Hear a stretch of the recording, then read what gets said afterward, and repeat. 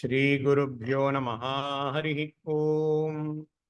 शुक्लाम्बरधरं विष्णुं शशिवर्णं चतुर्भुजं प्रसन्नवदनं ध्यायेत् सर्वविघ्नोपशान्तये। गुरुर्ब्रह्मा गुरुर्विष्णुः गुरुर्देवो महेश्वरः गुरुः साक्षात् परं ब्रह्म तस्मै श्रीगुरवे नमः। गुरवे सर्वलोकानां विषजे भवरोगिणां निधये सर्वविद्यानां श्रीदक्षिणामूर्तये नमः। श्रुतिस्मृतिपुराणानामालयं करुणालयं नमामि भगवत्पादशङ्करं लोकशङ्करम्। अपारकरुणासिन्धुं ज्ञानदं शान्तरूपिणं श्रीचन्द्रशेखरगुरुं प्रणमामि मुदान्वहम्। परित्यज्य मौनं वटादस्थितिं च व्रजन् भारतस्य प्रदेशात् प्रदेशं समुद्यन्ति वाचा जनान् धर्ममार्गे नयन् श्रीजयेन्द्रो गुरुर्भाति चित्ते। नमामः शङ्करान् वाक्यविजयेन्द्र सरस्वती श्रीगुरुं शिष्टमार्गानुनेतारम् सन्मतिप्रदं सद्गुरुचरणारविन्दाभ्यां नमः। श्रीगुरुभ्यो नमः। हरिः ओम्.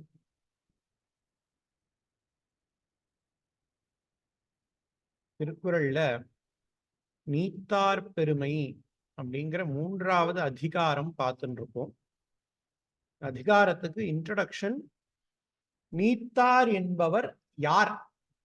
உயிர் நீத்தாரா, உடலை நீத்தாரா, நீத்தாருங்கிறவர் யார் அப்படின்னு கேட்கறதுக்கு பரிமேலழகர் என்ன சொல்றாருன்னா, நார்மலா நீத்தாருங்கிறதுக்கு உயிர் நீத்தார், உயிர் விட்டவர்கள், பித்ருக்கள்னு பொருள். ஆனா இந்த இடத்துல அப்படி சொல்லல. அதை விட்டு ஒரு லெவல் கீழே இறங்கி வந்து பார்த்தோம்னா, நீத்தார் அப்படிங்கிறதுக்கு துறவரம் பூண்டவர்கள்னு ஒரு பொருள். அதாவது இந்த உலகத்தை நீத்து, இந்த உலகத்தை விட்டு வெளியிலே போய் தன்னையே தானே தானே அப்படிங்கிறாரே, தானே தானே அப்படிங்கிற அக்ஷரமண மாலையில பகவான் ரமண மகர்ஷி சொல்ற, தானே தானே தத்துவமிதனை தானே காட்டுவாய் அருணாச்சலா அப்படிங்கிற மாதிரி ஒரு வரும்.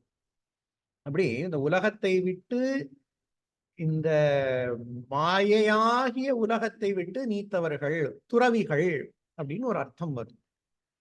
ஆனா இந்த துறவிகள்ங்கிறதுல கூட நமக்கு ரெண்டு பிரச்சனை வரும். ஒரு பிரச்சனை, இல்லறத்திலே இருந்து ஞானம் பெற்றவர்களை இந்த லிஸ்டில சேர்க்க முடியாது. அந்த இதுதான் பகவான் கீதையில ரொம்ப எலாபரேட்டா எடுத்து காமிக்கிறார் கிருஷ்ண பரமாத்மா. ஞானி அப்படிங்கிறவன் காஷாயம் கட்டிண்டு தான் இருக்கணுங்கிற அவசியம் கிடையாது. ஞானி என்பவன் கிரகஸ்தனாகவும் இருக்கலாம்.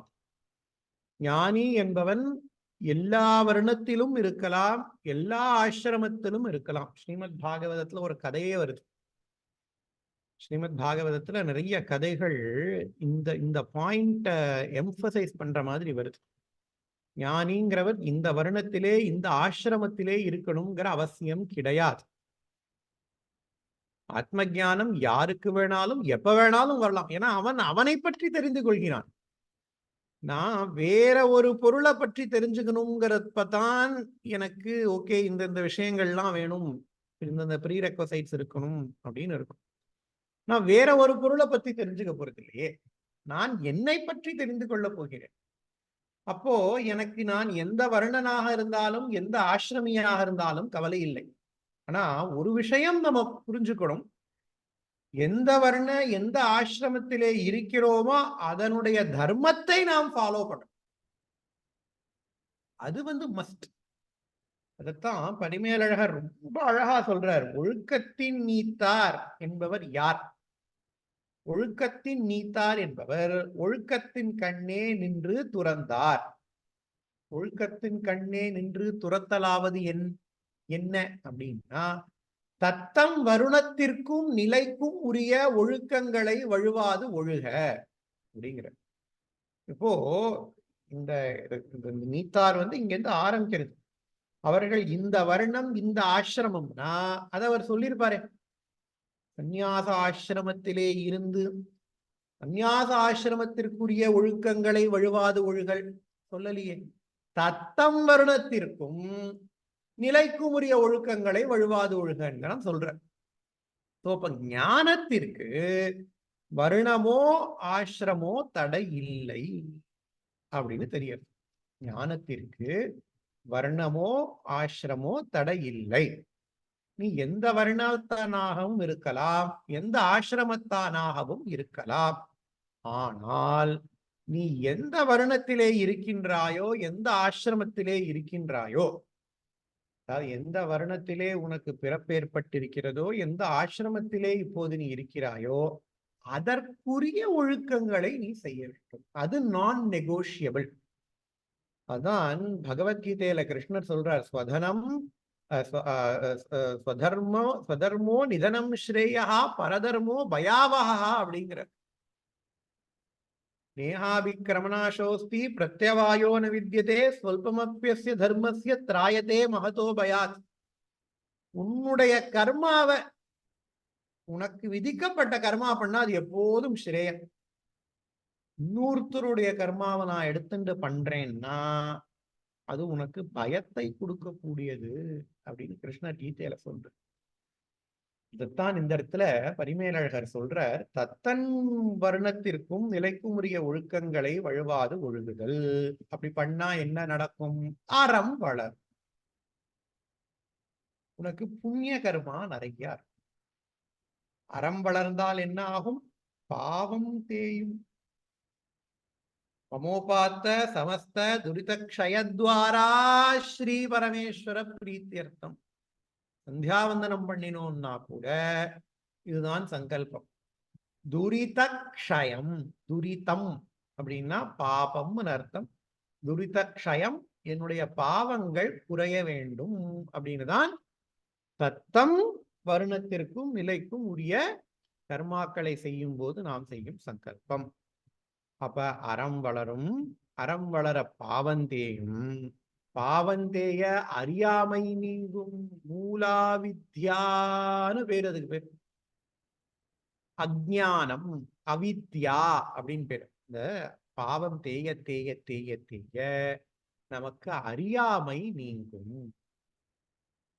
அறியாமை நீங்க என்ன ஆகும் சொன்னோம் இல்லையா? 4 விஷயங்கள் ஆச்சாரியால் எப்ப பார்த்தாலும் திரும்ப திரும்ப திரும்ப திரும்ப சொல்லிண்டே இருப்பாள். நித்யாநித்திய வஸ்து விவேகா, இகாமுத்ரா பலபோக விராகா, ஷமாதி ஷட்க சம்பத்தி முமுட்சுத்துவம் சேதி. இந்த உலகிற்கும் இந்த உலகத்திலே இருக்கும் நிலையான வஸ்துவுக்கும் நிலை இல்லாத வஸ்துவுக்கும் உள்ள வேறுபாடுகள் தோன்றும். அறியாமை நீங்க நித்த அனித்தங்களது வேறுபாட்டு உணர்வும். நித்யா நித்ய விவேக பிரதாயகாய நமோ நமஹா. மகாபெரிவாளுடைய அஷ்டோத்திர நாமங்கள்ல இதுவும் ஒண்ணு. நித்யா நித்ய விவேக பிரதாயகாய நமோ நமஹா. நித்ய அனித்ய விவேக பிரதாயகாய. பிரதாயகாய கொடுக்கின்றார். என்னத்தை கொடுக்கிறார்? விவேகத்தை கொடுக்கின்றார். என்ன விவேகம்? பிசிக்ஸுக்கும் கெமிஸ்ட்ரிக்கும் இருக்கிற வித்தியாசமான விவேகமா? மேத்ஸுக்கும் சயின்ஸுக்கும் இருக்கிற வித்தியாசமான விவேகமா? இல்ல, விவேகத்திலேயே விவேக சூடாமணி அப்படிங்கிற. சூடாமணினா தலையில வச்சுட்டு இருக்கிற ஒரு ஒரு ஆர்னமெண்ட்டுக்கு பேரு சூடாமணின்னு பேரு. கிரஸ்ட் ஜுவல் அப்படின்னு. எப்படி இந்த பிரிட்டிஷ் நாட்டு ராணி கிரீடத்துல கோஹினூர் வைரம் வச்சுட்டு இருக்காளோ, அந்த வைரத் அந்த கிரீடத்துக்கே அந்த வைரம் தான் பெருமை. இந்த மாதிரி விவேகங்களுக்கெல்லாம் மிக உசத்தியான விவேகம் என்னன்னா நித்யானித்திய வஸ்து விவேகம் தான் உசத்தியான விவேகம். அதை நமக்கு ஆச்சாரியால் தர. நம்ம ஒருத்தருக்கு ஒண்ணு தரணும்னா என்ன அர்த்தம்? நம்மள்கிட்ட அது ஜாஸ்தியா இருக்கணும். அப்பதான் நம்ம இன்னொருத்தருக்கு தர முடியும். என்கிட்டயே ஒண்ணும் கிடையாது, நானே பிச்சை எடுத்துட்டு இருக்கேன், நான் அப்படியே அந்த விஷயத்தை இன்னொருத்தனுக்கு தர முடியும்? தர முடியாது இல்லையா? ஆச்சாரியால் நித்திய வஸ்து விவேக்கியாக இருக்கிறார். அந்த தபோபலத்தினாலே அவர் தம்மை தம்மை கொடுத்து, தன் நிலையை கொடுத்து தனதாக்கிக் கொள்கிறார். நித்ய விவேக பிரதாயகாய நமோ நமஹ.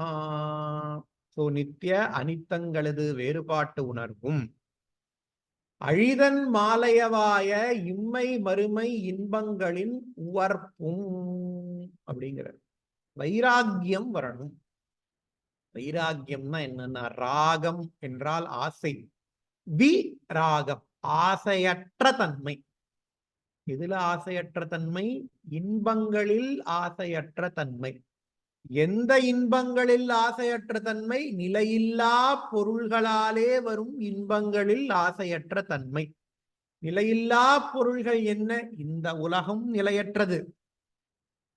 எப்படின்னா, I have a date of birth, I will have a date of death. மின்னின் நிலையில மண்ணுயிர் ஆக்கைகள் அப்படின்னு நம்மாழ்வார் சொல்றாரு.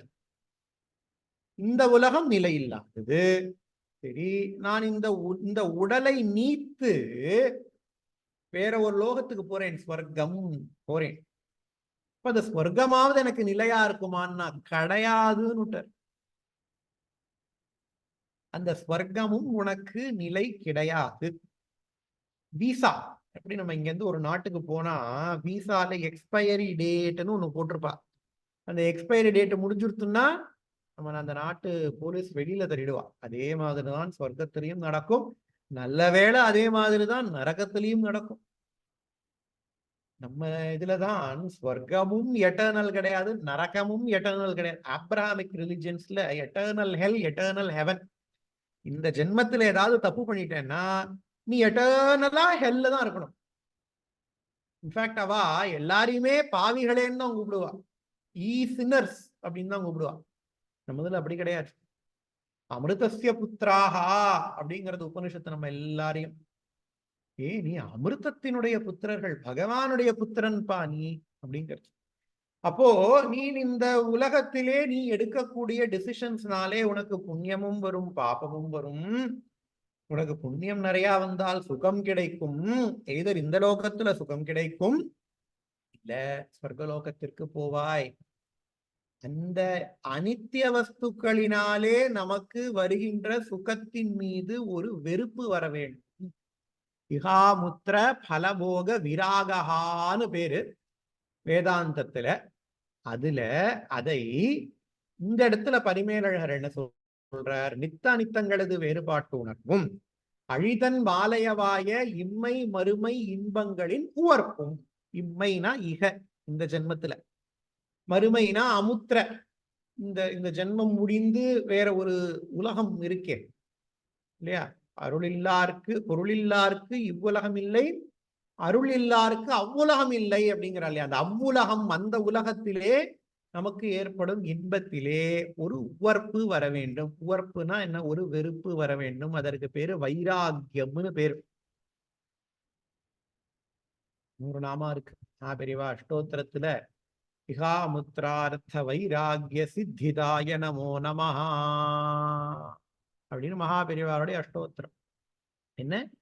இந்த இக அமுத்திர இந்த இரண்டு ஆசைகளிலும் வைராகியத்தை நமக்கு கொடுப்பவருக்கு நமஸ்காரம் அப்படிங்கிறது. அதுக்கு அடுத்தது வேதாந்தத்துல சமாதி ஷட்க சம்பத்தின்னு ஒண்ணு இருக்கு.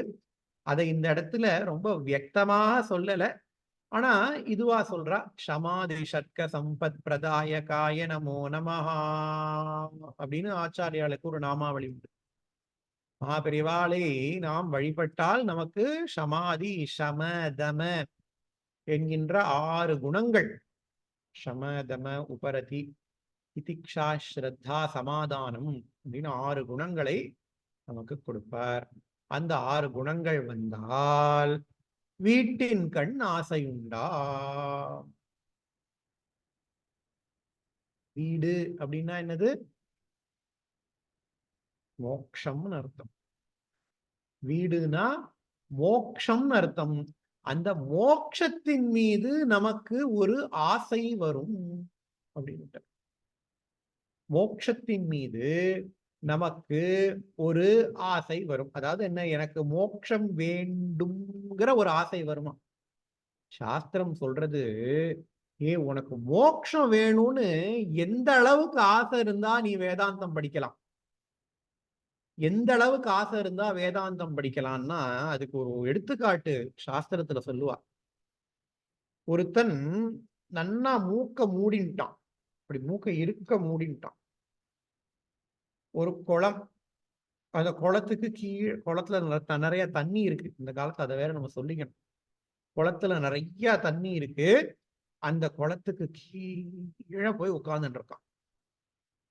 மேல ஃபுல்லா தண்ணி, மூக்க இருக்க மூடிட்டான்.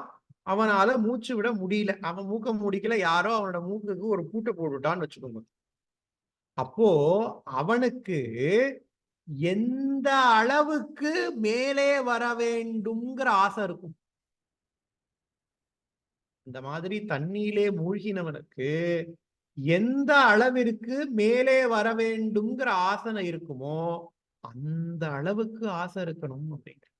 மோட்சத்தின் மீது அந்த அளவுக்கு ஆசை இருந்தால் நீ வேதாந்தம் படிக்க வாப்பா, இல்லைன்னா அங்கேயே இருந்துக்கோ அப்படிங்கிற.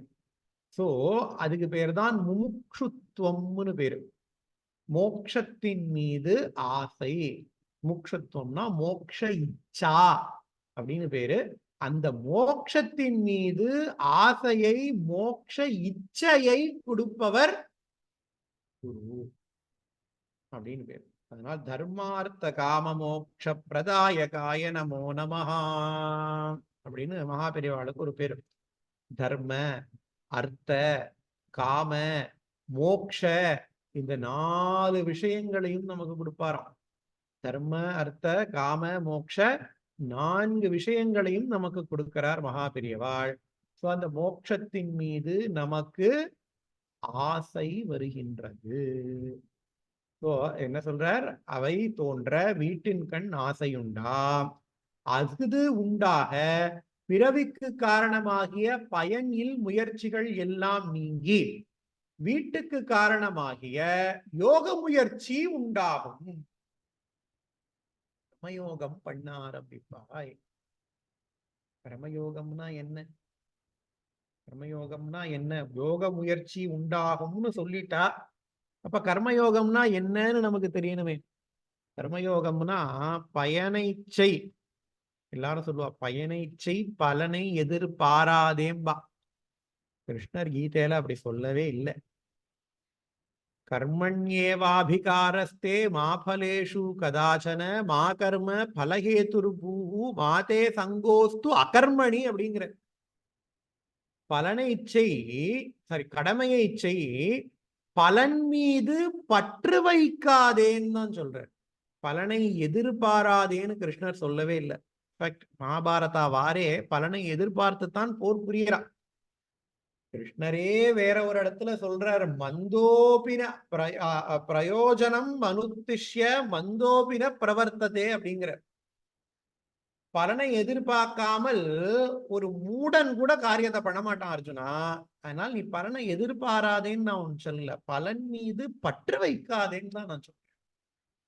பலன் மீது பற்று வைக்காமல் எப்படிப்பா பண்றதுன்னா, சரி உனக்கு அது பண்றதுக்கு கஷ்டமா இருக்கா, எல்லாம் பண்ணிடும்.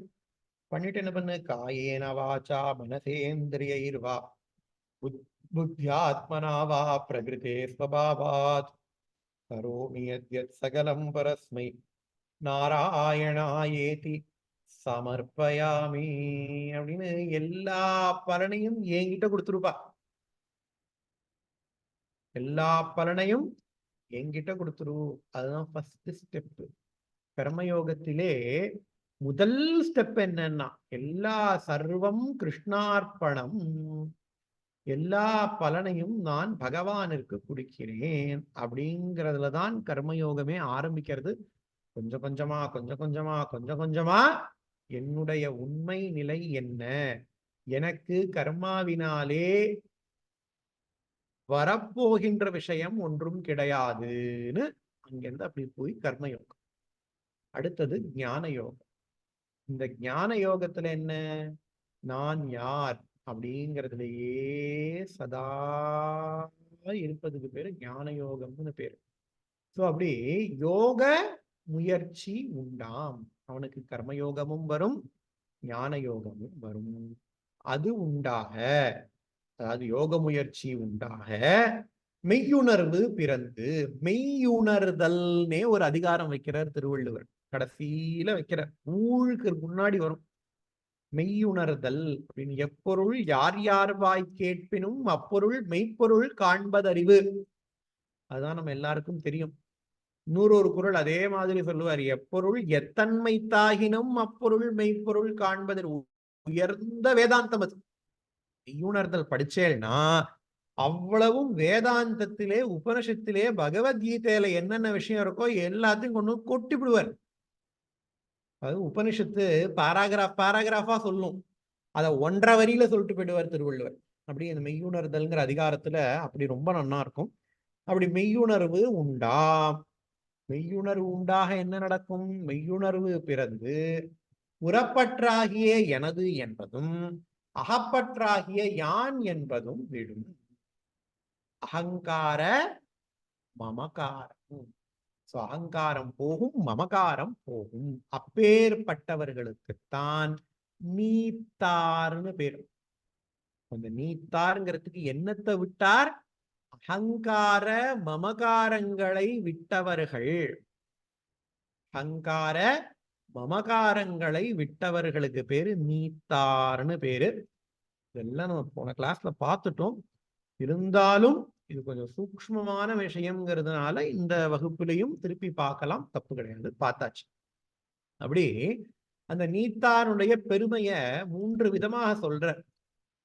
நீத்தாருடைய பெருமை அளவிற்கில்லாதது அப்படின்னு சொல்றதுக்காக, ஒழுக்கத்து நீத்தார் பெருமை விழுப்பத்து வேண்டும் பணுவற்றுணிவு. யாராவது ஒருத்தன் நான் நீத்தாரினுடைய பெருமையை எழுத போகிறேன் அப்படின்னு ஆரம்பிச்சான்னா, அவனுக்கு ரொம்ப தைரியம் ஜாஸ்திப்பா.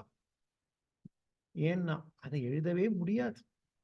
நீத்தாரினுடைய பெருமை, ஆத்ம ஞானியினுடைய பெருமையை எழுதவே முடியாது. ஏன்னா கிருஷ்ணர் சொல்றார், ஞானி தூ ஆத்மைவ மே மதம்.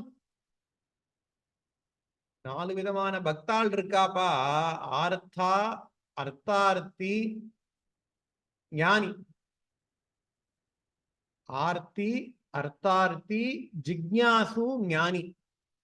இந்த ஞானிங்கிறவன் நான் தான், எனக்கும் ஞானிக்கும் வித்தியாசமே கிடையாது அப்படிங்கிற கிருஷ்ணர் கீதையில.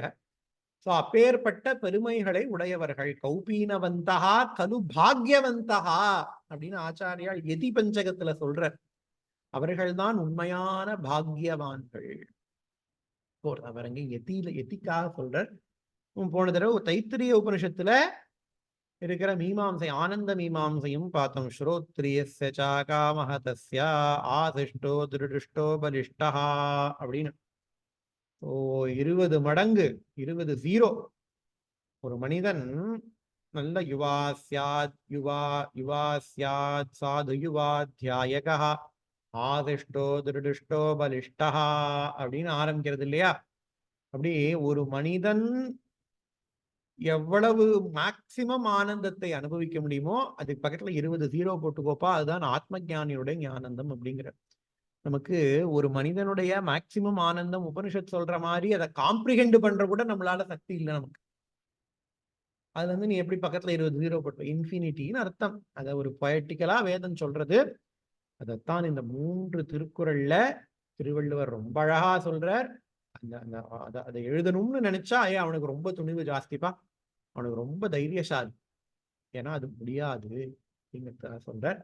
இன்னொரு திருக்குறள்ல என்ன சொல்றார், துறந்தார் பெருமை துணர்கூரின் வையத்து இறந்தாரை எண்ணிக்கொண்டற்று. துறந்தாருனுடைய பெருமையை நீ கூற வேண்டும் என்றால் எப்ப சொல்லலாம்? இந்த உலகத்துல எத்தனை பேர் பிறந்திருக்கான், எத்தனை பேர் இறந்திருக்கான்னு எனக்கு ஒரு சென்சஸ் எடுத்துட்டு வா.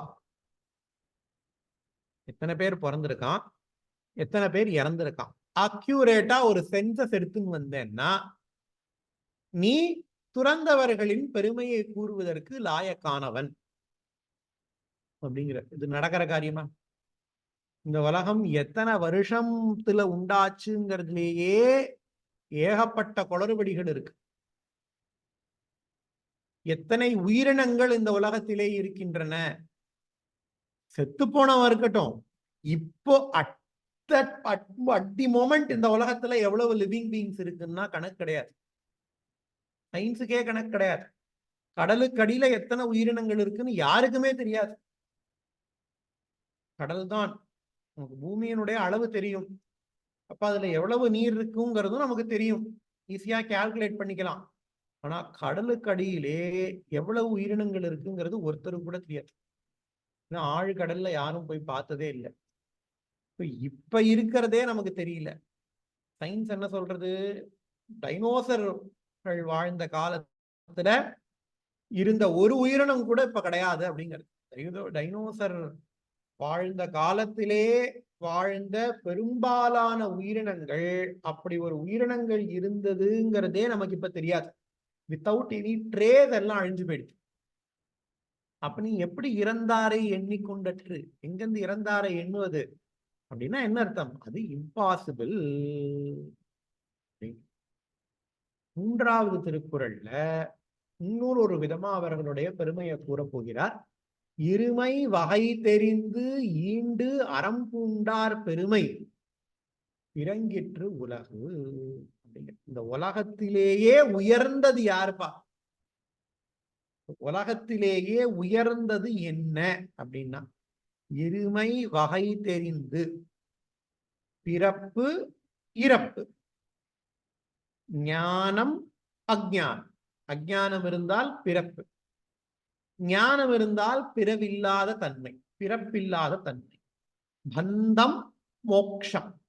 பந்தம்னா பிறப்பு, மோக்ஷம்னா பிறப்பு இல்லாத தன்மை. நச்ச புனராவர்த்ததே நச்ச புனராவர்த்ததேன்னு வேதம் சொல்லும், உபனிஷத் சொல்லும் அந்த நிலையை.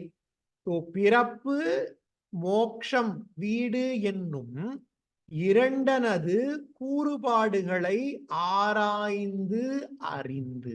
இந்த ஆராய்ந்துங்கிறதுக்கு ரொம்ப இம்பார்ட்டன்ஸ் நம்முடைய சாஸ்திரத்துல கொடுக்குறாங்க. யாரோ ஒருத்தர் சொல்றாருங்கிறதுக்காக நீ ஏத்துக்காதப்பாங்கிறது சாஸ்திரம். கீதையில கிருஷ்ணர் 700 ஸ்லோகங்கள் கொட்டி தீர்க்கிறார் அர்ஜுனன்ட்ட. சொல்லிட்டு கடைசியில் என்ன தெரியுமா சொல்றாரு? நான் சொல்ல வேண்டியவைகளை நான் சொல்லிவிட்டேன். இது எல்லாத்தையும் ஆலோசித்து உனக்கு என்ன நல்லதுன்னு படுறதோ நீ பண்ணி. நான் சொல்றேங்கிறதுக்காக நீ ஒரு விஷயத்தை பண்ணாதேங்கிறார் கிருஷ்ணர். உபனிஷத் வாக்கியம் சொல்றது, பரீட்சலோகான் கர்மஜிதான் பிராமணோ நிர்வேதமாயாது தத் விஜ்ஞார்த்தம் ச குருமேவ அபிகச்சேது சமித்பானிஹி ஸ்ரோத்ரியம் பிரம்மனிஷ்டம். பரீட்சலோகான் கர்மஜிதான் பிராமணோ நிர்வேதமாயாது. பரீட்சை அப்படிங்கிறது இந்த லோகத்துல இருக்கிற எல்லாத்தையும் பரீட்சை பண்ணிப்பார். நீ தெரிந்து கொள். இண்டிவிஜுவல் இன்டெலிஜென்ஸ்க்கு நம்முடைய தர்மம் ரொம்ப இம்பார்ட்டன்ஸ் கொடுக்கறது. நான் நிறைய கிளாஸ்ல சொல்லியிருக்கேன், இந்த கிளாஸ்லயும் சொல்றேன். காயத்ரி மந்திரம் என்னத்துக்காக மிக உயர்ந்த மந்திரம்னு சொல்றான்னா, காயத்ரி மந்திரத்துல எனக்கு பணம் வேணும்னு நம்ம வேண்டிக்கல, எனக்கு காரு வேணும்னு எனக்கு வேண்டிக்கல, எனக்கு மோட்சம் வேணும்னு கூட நான் வேண்டிக்கல. காயத்ரி மந்திரத்துல நான் என்ன வேண்டிக்கிறேன்? எனக்கு புத்தி கூர்மையை கொடுன்னு வேண்டிக்கிறேன். நான் புத்தி கூர்மை வந்ததுன்னா மோட்சம் தானா வந்துடும், பணம் தானா வந்துடும், கார் தானா வந்துடும். தியஹா யஹா நஹா பிரச்சோதயாத். பிரச்சோதயாத் தியஹா நஹா தியஹா பிரச்சோதயாத். என்னுடைய புத்தி கூர்மையை கூட நான் வேண்டிக்கல. ஏன்னா உலகத்துல எல்லாரும் முட்டாளா இருக்கான், நான் மட்டும் அறிவாளியா இருந்தேன்னா எனக்கு அறிவு மழுங்கிடும், அவ்வளவுதான் நடக்கும். என் கூட இருக்கிறவாள்லாம் ஒரு லெவல் கம்மியா இருந்தான்னா எனக்கு அதனால பிரயோஜனம் கிடையாது, எனக்கு அதனால ஒரு சுவாரஸ்யம் கிடையாது. நாம் பேசுற அளவுக்கு ஒருத்தர் இருந்தான்னா எனக்கு அது சுவைக்கும். அதனால வேதம் என்ன சொல்றது? நீ உனக்கு மட்டும் அறிவு வேணும்னு நினைச்சுக்காதப்பா, வேண்டிக்காதப்பா. ஒன்னு சுத்தி யார் யாரெல்லாம் இருக்காளோ எல்லாருக்கும் அறிவு வேண்டும்னு வேண்டிக்கோ. அதனாலதான் ஒருத்தர் சந்தியாவந்தனம் பண்ணா அந்த குடும்பத்துல இருக்கிற எல்லாருக்கும் க்ஷேமம். ஒரு குடும்பம் சந்தியாவந்தனம் பண்ணால், அதாவது சந்தியாவந்தனம்னா என்ன, காயத்ரி ஜபங்கள் பண்ணா அந்த ஊர்ல இருக்கிற எல்லாருக்கும் க்ஷேமம். ஒரு ஊர்ல இருக்கிற எல்லாரும் கர்மானுஷ்டானம் பண்ணா அந்த தேசத்துல இருக்கிற எல்லாருக்கும் க்ஷேமம். தேசத்துல இருக்கிற எல்லாரும் கர்மானுஷ்டானம் பண்ணா அது உலகத்துக்கே க்ஷேமம். ஏன்னா நான் என்னத்தை வேண்டுகிறேன், சியஹா யஹா நஹா பிரச்சோதயாது, என்னுடைய புத்தியை கூர்மைப்படுத்திக் கொள். என்னத்துக்காக, இருமை வகை தெரிந்து. எனக்கு ஒண்ணு தெரிஞ்சுக்கணும்னா புத்தி கூர்மை இருக்கணும். அந்த இருமை வகை தெரிவதற்காக என்னுடைய புத்தியை நீ தூண்டுவாயாக. சரி, அந்த இருமை வகை எனக்கு தெரிந்து நான் அறம் பூண்டார் அப்படின்னா என்ன அறம், அறத்தை பூணுவதுன்னா என்ன அர்த்தம், துறவரத்தை பூண்டாரது பெருமையை அப்படிங்கிற. இந்த இடத்துல துறவரம்ங்கிறத நம்ம ரொம்ப ஜாக்கிரதையா புரிஞ்சுக்கணும். துறவரம்னா காஷாயம் கட்டி கொண்டு போவது மாத்திரம் துறவரம்ங்கிறது கிடையாது. ஸ்ரீகிருஷ்ணனுடைய மதம் அது கிடையாது. பகவத்கீதையில கிருஷ்ணர் அப்படி சொல்லவில்லை. அது ரொம்ப உசத்தியான ஆசிரமம். சந்நியாசாசிரமம்ங்கிறது ரொம்ப உசத்தியான ஆசிரமம். ஆனால் அது மட்டுமே கிடையாது. நீ கிரகஸ்தாசிரமத்திலே இருந்தும் ஞான கர்ம சந்நியாச யோகத்தின் மூலமாக உன்னுடைய கர்மாக்களை துறக்கலாம், உன்னுடைய புண்ணிய பாபங்களை துறக்கலாம் அப்படின்னு சாஸ்திரம் சொல்றது. அப்படி நம்ம கரெக்டா புரிஞ்சுக்கணும். இருமை வகை தெரிந்து ஈண்டு அறம் பூண்டார் பெருமை உலகு பிறங்கிற்று. இந்த உலகத்திலேயே வசத்தியானது என்னன்னா அவர்களுடைய பெருமை தான்ப்பா. அவருடைய பெருமையை விட வேறு பெருமை இந்த உலகத்திலே உயர்ந்தது கிடையாது அப்படிங்கிறது. ஏன் அவர்களுடைய பெருமை ஜாஸ்தி? அவர்களுக்கு ஞானம் இருக்கு, அவர்களுக்கு தன்னை கட்டுப்படுத்துவதற்கான தகுதி இருக்கிறது. அவர்கள் தன்னை கட்டுப்படுத்த, அதனாலே அவர்களுக்கு பெருமை அப்படிங்கிறது. இந்த இடத்துல பரிமேலழகர் உரை விளக்கம் கொடுக்கிறார். நம்ம பரிமேலழகர் உரை விளக்கம் கொடுக்கிறார். இதுல நம்ம இலக்கணத்தை நம்ம பார்க்க போறது இல்லை. அப்படியே நம்ம இலக்கணத்தை ஸ்கிப் பண்ணிட்டு, இதனால் திகிரி உருட்டி உலகம் முழுதாண்ட அரசர் முதலாயினர் பெருமை பிரிக்கப்பட்டது. இவை மூன்று பாட்டானும் நீத்தாரது பெருமையே எல்லா பெருமையினும் மிக்கது என்று கூறப்பட்டது அப்படி முடிக்கிறார். முதல் மூன்று திருக்குறள் நீத்தார் பெருமையிலே நீத்தார் அவர்களுடைய பெருமைதான் எல்லாவற்றிலும் மிக பெருமையானது, மிக பெரியது என்று கூறப்பட்டது அப்படின்னு சொல்லிட்டாருன்னா, அப்ப அடுத்து வரப்போற டாபிக் வேற டாபிக் அர்த்தம். அடுத்து வரப்போறிய திருக்குறள் ஒரு அதே தீம் தான், வேற ஒரு பாராகிராஃப், வேற ஒரு சப்ஹெட்டிங் அப்படின்னு அர்த்தம். என்னது? உரன் என்னும் தோட்டியான் ஓரைந்தும் காப்பான் வரன் என்னும் வைப்புக்கோர் வித்து அப்படிங்கிற. அதாவது நம்ம பார்த்தோம் இல்லையா, 4 விஷயங்கள் சொல்றார். சாதன சதுஷ்டயம்னு பேரு. நித்யானித்ய வஸ்து விவேகா, விகாமுத்ரா பலபோக விராகா, ஷமாதி ஷட்க சம்பத்தி, முமுக்ஷுத்துவம். சமாதி ஷட்க சம்பத்தியில 6 குணங்களை பெருமையாக சொல்லுகிறார். சமம்னு ஒண்ணு, தமம்னு ஒண்ணு. இந்த 2 குணங்களை கொஞ்சம் நம்ம பார்ப்போம். மற்றதெல்லாம் கொஞ்சம் டெக்னிக்கலா இருக்கும், அதை அப்புறமாக பார்த்துக் கொள்வோம். இந்த 2 குணங்களை நம்ம பார்ப்போம். சமதமம் அப்படின்னா என்ன? நம்ம ஸ்வஸ்தி வச்சனத்தை கூட சாந்தி தாந்தி பூம்னாம்னு ஒரு ஒரு வச்சனம் வரும். ஸ்வஸ்தி ஸ்ரீமதகில பூமண்டலாலங்கார त्रयस्त्रिंशत् कोटि देवता सेवित श्री कामाक्षी देवी सनाथ श्रीमदेकाम्रनाथ श्री महादेवी सनाथ श्री हस्तिगिरिनाथ साक्षात्कार परमाधिष्ठान सत्यव्रत नामांकित कांची दिव्य क्षेत्रे शारदा मठ सुस्थितानां अतुलित सुदारस कमलासन माधुर्य कमल कामिनी तम्मिल्ल तम्बुल्ल मल्लिका मालिका निश्चिंत मकरंदज्जरी सौवस्तिक विजृंभणानंद तुंतुलित मनीष मंडलानां अनवरदा द्वैत विद्या विनोद रसिकानां निरंतरालंकृतीकृत शांति दान्ति भूम्नां. शांति दान्ति, शम दम, ஷம தம என்ன அர்த்தம்? மனோ நிகிரகம், இந்திரிய நிகிரகம். ஒருவனுடைய மனதை கட்டுப்படுத்துதல், ஒருவனுடைய இந்திரியங்களை கட்டுப்படுத்துதல். இந்திரியங்கள்னா ஞானேந்திரியங்கள், கர்மேந்திரியங்கள். 5 ஞானேந்திரியம், 5 கர்மேந்திரியங்கள் இல்லையா? கண், காது, மூக்கு, நாக்கு, மெய், இதெல்லாம் நமக்கு ஞானேந்திரியங்கள்னு பேர். ஞானேந்திரியங்கள்னா என்ன? இதன் 5 மூலமாக நமக்கு அறிவு ஏற்படுகிறது. இந்த 5 விஷயங்களின் மூலமாக நமக்கு அறிவானது ஏற்படுகின்றது. இந்த 5 விஷயங்களின் மூலமாக நாம் நல்ல கதியும் அடையலாம், கெட்ட கதியும் அடையலாம். எனக்கு திருக்குறள் வகுப்புல உட்காரணும்னா உட்காரலாம், ஏன்னா காதால கேட்க போறோம் இல்லையா? மகாபெரிவாளுக்கு ஒரு பூஜை பண்ணலாம். அதே இது வேண்டாத ஒரு விஷயத்தை பார்க்கலாம்னாலும் நமக்கு இந்த 5 விஷயங்கள் தான் உபயோகப்படும். இந்த 5 நமக்கு நல்லதும் பண்ணும், கெட்டதும் பண்ணும். இதுல ஞானிகள், எஸ்பெஷலி சந்நியாசிகள், இந்த 5 விஷயங்களிலும் ரொம்ப கேர்ஃபுல்லா இருக்கும். இந்த 5 விஷயங்களிலும் ரொம்ப கேர்ஃபுல்லா இருப்பா. இதை அடக்கமுடைமைங்கிற அதிகாரத்துல திருவள்ளுவர் ரொம்ப எலாபரேட்டா பின்னாடி சொல்ல போறார். அடக்கமுடைமை அப்படிங்கிற அதிகாரத்துல. ஆனா இந்த இடத்துல இந்த 5 விஷயங்களும் சந்நியாசிகள் அடக்குவார். அதலால் உரன் என்னும் தோட்டியால் ஓர் 5ம் காப்பான். அந்த 5 விஷயங்கள் என்ன? 5 ஞானேந்திரியங்களை தன்னுடைய இஷ்டத்திற்கு செல்லாமல் காப்பவன். எப்படி காப்பது? என் கண்ணை மூடிண்டா போதுமானா?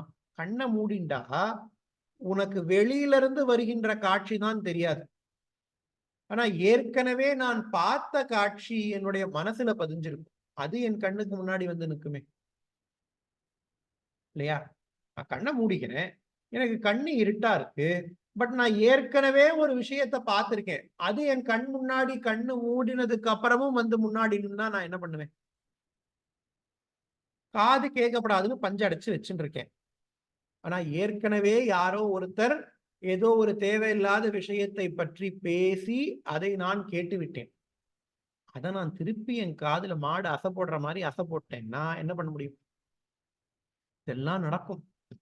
இதெல்லாம் நடக்கும். சஞ்சலமுகி மனப்பார்த்த அப்படிங்கிற மனதை, ஏன்னா அந்த மனசு இந்த 5 இந்திரியங்களோட ரொம்ப சூக்ஷ்மமான இதை கொண்டிருக்கிறதுனால நம்ம இந்திரியங்கள் புறத்திலே இருக்கும் கோலகங்கள்னு பேர் இதுக்கு. இதை மூடினாலும் இந்திரியங்கள் நமக்கு ஆக்டிவா இருக்கும். அதனாலதான் கனவுல நமக்கு இதெல்லாம் தெரியறது. நம்ம கனவு காண்றச்சே கண்ணை மூடின்னு இருக்கோம். கனவு காண்றச்சே இந்த காதுனால நம்ம கேட்கறது இல்லை. கனவு காண்றச்சே இந்த மூக்கினாலே நாம் நுகருவதில்லை. கனவு காண்றச்சே இந்த உடம்பினாலே நாம் உணர்வதில்லை. ஆனா அந்த 5 விஷயங்களும் நடந்துட்டே இருக்கு கனவுல. கனவுல நீ நிறைய விஷயங்களை பார்ப்ப, கனவுல நீ நிறைய விஷயங்களை கேட்ப, கனவுல நீ நிறைய வாசனைகளை நுகருவாய், கனவுல எல்லாம் பண்றோம். ஆனா இந்த 5 விஷயங்கள்னால பண்ணல. ஏன்னா இதுக்கு பேரு கோலகம்னு, பிசிக்கல்.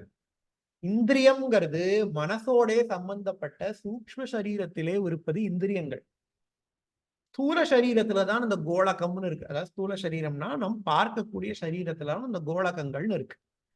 சோ உரன் என்னும் தோட்டியால் ஓர் 5ம் காப்பான்னா, உனக்கு இந்திரியம் லெவல்ல நீ தேவையில்லாத விஷயங்களை கனவிலும் கூட பார்க்காமல், கனவிலும் கூட கேட்காமல், கனவிலும் கூட நுகராமல் இருக்க வேண்டும். எப்படி பண்றதுன்னா உரன், கிருஷ்ணர் கீதையில சொல்ற அபியாச யோகேன அப்படிங்கிற. கஷ்டம்தான்ப்பா, இதெல்லாம் நான் பண்ணுன்னு ஈஸியா சொல்லிட்டேன். அர்ஜுனன் கேட்கிறாரு, என்ன கிருஷ்ணா என் மனசு அடங்கவே மாட்டேங்கிறதே, நீ என்னடா அடக்கு அடக்குங்கிற, நான் எங்கிருந்து அடக்கிறது, என்னாலதான் முடியலையே அப்படிங்கிறான். கிருஷ்ணர் சொல்றாரு, ஆமாம்பா, நான் உன்னை பண்ணுன்னு தான் சொன்னேன். பண்றது ஈஸின்னு தான் நான் சொன்னேன். பண்றது கஷ்டம்தான். உனக்கு மோட்சமே கிடைக்க போறது. இந்த கஷ்டத்தை நீ பட்டுதான் ஆகணும், கஷ்டப்பட்டுதான் பண்ணணும். எப்படி பண்றதுன்னா அபியாசம் பண்ணு. Practice. Practice makes perfect. Practice பண்ணிட்டே இரு. உரன்னு பேர், அதுக்கு பேர் உரன்னா மனத்திண்மை. பரிமேலழகர் உரன் அப்படிங்கிறத திண்மை அப்படிங்கிற. தோட்டி அப்படின்னா அங்குஷத்துக்கு பேரு தோட்டின்னு பேரு. எவ்வளவு பெரிய யானை! யானைக்கு 5 கரங்கள்னு பேரு. 5 கரத்தினை யானை முகத்தினை அப்படிங்கிறோம் இல்லையா? 4 காலு ஒரு தும்பிக்கை. யானை என்ன பண்ணும்? இது எல்லாத்தையும் ஆட்டின்ண்டே இருக்கும். தும்பிக்கை ஆடிண்டே இருக்கும், இல்ல காலாட்டும், வாலாட்டும், காதாட்டும், எல்லாம் பண்ணும் யானை. அந்த பாகன் கையில இத வச்சுட்டு இருக்கான் அப்படின்னா அது அப்படியே ஜடம் மாதிரி நிற்கும். பாகன் கையில அந்த அங்குசத்தை வச்சுட்டு இருக்கான் அப்படின்னா அது யானை பார்த்தாலே போதும். அது அந்த பாகன் அந்த அங்குசத்தை பிரயோகப்படுத்தணுங்கிற அவசியமே இல்லை. அதை பார்த்தாலே எதெல்லாம் சஞ்சலமாக இருக்கும், சஞ்சலம்னா நகர்ந்து கொண்டே இருக்கோ அதெல்லாம் நகராம இருக்கும். அன்னைக்கு ஒரு போட்டோ பார்த்தேன். யானையினுடைய காலுக்கடியில ஒரு பாகம் படுத்துட்டு இருக்கான். அந்த யானையினோட காலுல அந்த அங்குசத்தை அப்படி சாத்தி வச்சிருக்கான். அந்த காலுக்கடியில பாகன் படுத்து தூங்குறான். நார்மலாவே யானை காலை ஆட்டினே இருக்கும். தெரியாதனமா அவன் தலையில வச்சான்னா கதை ஓவர். ஆனா அந்த யானை அப்படி பண்ணாது. ஏன்னா தோட்டி, இந்த அங்குசம் காலில் சாத்தின்னு இருக்கணும், அந்த அங்குசம் கீழே விழாதான். யானை அப்படி காலை ஆட்டாம இருக்குமா. அதுதான் இங்க சொல்றாரு மனத்திண்மை. மனத்திண்மை என்னும் அங்குசத்தால் ஓரைந்தும் காப்பான். பொறிகளாகிய யானை 5னையும் தத்தன் புலன்களின் மேற் செல்லாமல் காப்பான். பொறிங்கிறது இந்திரியம், புலன்கிறது கோலகம். அதாவது இதுக்கு பேரு புலம்னு பேரு, கண்ணு. இந்த கண்ணிற்குரிய பார்க்கும் சக்திங்கிறது பொறி. இந்த கோலகம் புலன்கள் மூடிக்கொண்டே இருக்கும், ஆனா இந்திரியம் ஆனா இருக்கும், பொறி இருக்கும். ஏன்னா அந்த அந்த பொறி இருப்பதனாலதான் நமக்கு கனவுல எல்லாம் தெரியறது. கனவிலே புலன்கள் மூடிக்கொண்டிருக்கின்றன, ஆனா பொறி ஆக்டிவா இருக்கு. அதுதான் சொல்றார், திண்மை என்னும் தோட்டியால் பொறிகளாகிய யானை 5னையும் தத்தம் புலன்கள் மேற் செல்லாமல் காப்பான். யாரு? நீத்தார், ஞானி. அவன் வரன் என்னும் வைப்பிற்கோர் வித்து, எல்லா நிலத்திலும் மிக்கது என்று சொல்லப்படும் வீட்டு நிலத்திற்கு ஓர் வித்தாம் அப்படிங்கிற. வரஹா, வரன் அப்படின்னா ரொம்ப உயர்ந்தவன் அர்த்தம். அதனாலதான் கல்யாணத்துல மாப்பிள்ளைக்கு பேரு வரன்னு பேர். ரொம்ப உயர்ந்த நிலையிலே இருக்கிறதுனால வரன்னு பேர். எல்லா நிலைகளிலும் உயர்ந்த நிலைமை என்னது? மோட்சம். அந்த மோட்ச நிலத்திற்கு அவன் ஒரு வித்தாவான் அப்படிங்கிற. வித்துனா என்ன? அதற்கு உரிய அந்த நிலத்திற்கு உரியவனாவான். துறந்தார், அந்த துறந்தாருக்கு ஏன் இவ்வளவு பெருமை? ஏன்னா அவர்கள் புலன்களை அடக்கியவர்கள். சரி, எனக்கு ஒரு எடுத்துக்காட்டு சொல்லேன். உங்களுக்கு எல்லாத்துக்கும் எக்ஸாம்பிள்ஸ் வேணுமே. அடுத்த திருக்குறள்ல எக்ஸாம்பிள் கொடுக்கிறார் திருவள்ளுவர். ஐந்தவித்தான் ஆற்றல் அகல் விசும்புளார் கோமான் இந்திரனே சாலும் கரி. சரி, இந்த 5 அவித்தானுடைய ஆற்றலுக்கு என்ன எடுத்துக்காட்டு? 5 புலன்கள், புலன்களின் செல்கின்ற பொறி. அவித்தான் அப்படின்னா அடக்கினவன். இந்த 5 புலன்களையும் அடக்கியவனுடைய ஆற்றலுக்கு, வலிமைக்கு என்ன எக்ஸாம்பிள் சொல்றார்? 5 அவித்தான் ஆற்றல், புலன்களில் செல்கின்ற அவா 5னையும் அடக்கினானது வலிக்கு, வலிக்கினா வலிமைக்கு. அகல் விசும்புளார் கோமான் இந்திரனே சாலும் கரி. அகன்ற வானத்துள்ளார் இறையவனாகிய இந்திரனே அமையும் சான்று. இது என்ன? இது 5 அவித்தான் உடைய ஆற்றலுக்கு இந்திரன் தாம்பா எக்ஸாம்பிள் அப்படிங்கிறதுனா, மொட்டத்தாத்தா குட்டையில விழுந்தான் அப்படின்னு லிட்டரலா சொல்ற. இது புரிஞ்சுக்கணும்னா நமக்கு ராமாயணம் தெரியும். திருவள்ளுவர் சனாதனியா, திருவள்ளுவர் வைதிகரா, திருவள்ளுவர் வேற மதத்தை சேர்ந்தவரா? அதாவது முன்னாடி எல்லாம், நான் முன்னாடின்னு சொல்றது ஒரு 100 வருஷத்துக்கு முன்னாடி இல்ல 50 வருஷத்துக்கு முன்னாடி திருவள்ளுவர் சமண மதத்தை சேர்ந்தவர், திருவள்ளுவர் பௌத்த மதத்தை சேர்ந்தவர் தான் சொல்லிட்டு இருந்தாங்க. இந்திரன்லாம் எந்த சமண மதம் எந்த பௌத்த மதத்துல வருது, ராமாயணம் எந்த சமண மதம் எந்த பௌத்த மதத்துல வருதுன்னுலாம் தெரியல. ஆனா அப்படிதான் சொல்லிட்டு இருந்தானுங்க. இப்போ என்ன சொல்றாமா, திருவள்ளுவர் கிறிஸ்தவ மதத்தை சேர்ந்தவராம், திருவள்ளுவர் இஸ்லாமிய மதத்தை சேர்ந்தவர்னு பிஹெச்டி தீசிஸ் பப்ளிஷ் பண்ணியிருக்கா. இந்த ஒரு திருக்குறள் போதும், இன்ஃபேக்ட் எல்லா திருக்குறளுமே போதும். இந்த ஒரு திருக்குறள் அவர் சொல்றார், ஐந்தவித்தானுடைய ஆற்றலுக்கு அகல் விசும்புளார் கோமான் இந்திரனே சான்று. எப்படிப்பா இந்திரன் சான்று? எல்லாரும் ராமாயணம் படிச்சிருப்போம். ராமாயணத்துல அகலிகை கதை எல்லாருக்கும் தெரிஞ்சிருக்கும் இல்லையா? இந்த அகலிகை கதையில என்ன நடக்கும்? ஒரு ரிஷி இருப்பார், அந்த ரிஷியினுடைய பத்னி அகலிகை. அந்த அகலிகையின் மீது இந்திரன் ஆசைப்படுவான். அந்த இந்திரன் தன்னுடைய 5 அவிக்காமல் விட்டதனால் இந்திரனுக்கு ஒரு சாபம் கிடைக்கும். இந்திரன் தன்னுடைய புலன்களை பொறிகளை அடக்காமல் விட்டதனால் இந்திரனுக்கு ரிஷி சாபம் கொடுக்கிறார். பாருங்க, ரிஷிங்கிறவர் மனுஷர், இந்த நம்மள மாதிரி இந்த லோகத்துல சஞ்சாரம் பண்ணிட்டு இருக்கிறவர் இந்திரன் ரிஷி. இந்திரன்கிறவன் இந்த லோகத்துல இருக்கிறவனே கிடையாது, அவன் தேவலோகத்திலே இருப்பவன். 100 அஸ்வமேத யாகம் பண்ணால் இந்திர பதவி. 100 அஸ்வமேத யாகம் இன்னைக்கு நீ பண்ணேன்னா அடுத்த ஜென்மத்துல உனக்கு இந்திர பதவி கொடுத்துருவா. இப்ப நான் யார் யாரெல்லாம் யாகங்கள்லாம் பண்றாளோ, இந்திராய ஸ்வாஹா, இந்திரனை நோக்கி யாகம் செய்ய வேண்டிய நிலைமையில் நாம் இருக்கிறோம். நமக்கு வரம் கொடுக்க வேண்டிய நிலைமையில் இந்திரன் இருக்கான் இல்லையா? கோவர்தன பூஜை, அதுக்கு முன்னாடி இந்திர விழா அப்படின்னு பழந்தமிழர்களுக்கு இந்திர விழா மிகவும் முக்கியமானது. சிலப்பதிகாரம் அதுலலாம் எடுத்துட்டோம்னா இந்திர விழா அப்படிங்கிறது ரொம்ப எலாபரேட்டா சொல்லியிருப்பா. நாம் அவனிடம் வரம் வாங்க வேண்டிய நிலைமையில் நாம் இருக்கிறோம், நமக்கு வரம் கொடுக்கக்கூடிய நிலைமையில் இந்திரன் இருக்கார். ஆனா புலன்களை அடக்காவிட்டால் இந்திரனா இருந்தா கூட ஒரு மனுஷன்ட்டு சாபம் வாங்கிக்கிற நிலைமைக்கு போயிட்டான். அந்த ரிஷி இந்திரனுக்கு ஒரு மிக மட்டமான ஒரு சாபம் கொடுக்கிறார். என்ன சாபம் என்ன ஏதுங்கிறது இப்ப நம்ம பார்க்கல, வேற ஒரு வேற ஒரு இடத்துல நாம அதை டிஸ்கஸ் பண்ணிக்கலாம். பட் இந்த ரிஷி அந்த இந்திரனுக்கு சாபம் கொடுக்கிறார்.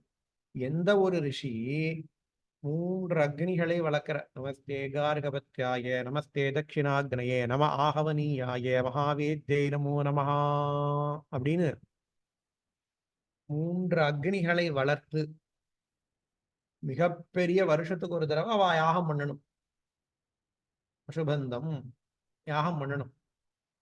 அதை தவிர நிறைய யாகங்கள்லாம் இருக்கு, எல்லா யாகத்துக்கும் கூப்பிடுவா. சுப்பிரமணியோகம் சுப்பிரமணியோகம் சுப்பிரமணியோம் இந்திராகச்ச ஹரிவாகச்ச மேதாதிதேஹே அப்படின்னு, ஏ இந்திரா நீ வா, வந்து இந்த யாகத்துல நாங்க கொடுக்குற யாகத்துக்கு எல்லாம் எடுத்துக்கோ, எடுத்துட்டு எங்களுக்கு மழையத்தா. இவன் கேட்கிற இடத்துல இருக்கான், இந்திரன் கொடுக்கிற இடத்துல இருக்கார். ஆனா நீ புலன்களை அடக்கவில்லை என்றால், நீ புலன்களை அடக்கவில்லை என்றால் வரம் கொடுக்கக்கூடிய இந்திரன் கூட சாபம் வாங்கக்கூடிய நிலைமைக்கு தள்ளப்படுவான். ஐந்தவித்தான் ஆற்றல் அகல் விசும்புளார் கோமான் இந்திரனே சாலும் கரி. இந்த ஏகாரத்துக்கு தேற்றேகாரம்னு பேரு. தான் ஐந்தவியாது சாபம் எய்தி நின்று அவித்தானது ஆற்றல் உணர்த்தினான் ஆகலில் இந்திரனே சாலுங்கரி என்பார் அப்படின்னு கொடுக்கிறார்.